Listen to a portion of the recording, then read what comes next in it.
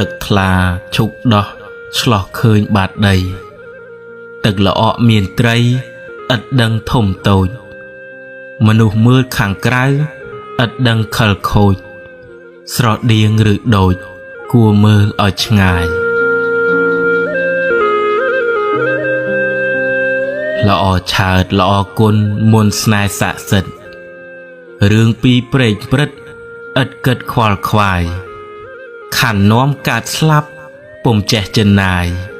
ធ្លាប់ធ្លាក់អបាយមានចាំដែរទេ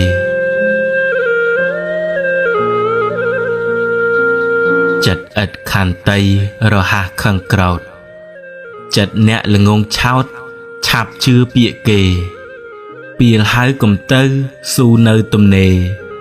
ស្អប់ពាក្យស្ដីជេរកុំនិយាយលេង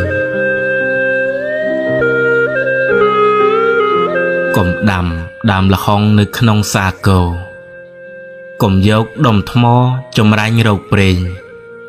ក្នុងស្រែដាំស្រូវកុំដាំដើមត្រែងបើខ្វះអំបែងកុំបំបែកឆ្នាំងថ្មីកុំចង់ធ្វើពេទ្យក្នុងភេទជាសង្ឃកុំធ្វើតាមចង់បងបាត់វិន័យស្រឡាញ់ចីវរកុំស្ដាប់ពាក្យស្រីកុំយកក្របីចងក្បែរកូនចេក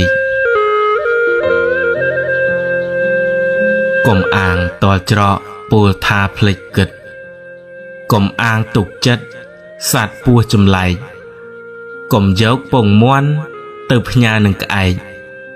កុំចាំថ្ងៃស្អែកជីវិតមិនទៀងអំពើកុសលតម្កល់ឲ្យត្រង់កុំឲ្យលិចលង់បាត់បង់រូបរាងកុំលឺផ្គរលាន់ចាក់ចោលទឹកពីងធម្មជាតិមិនទៀងជួនភ្លៀងជួនរាំង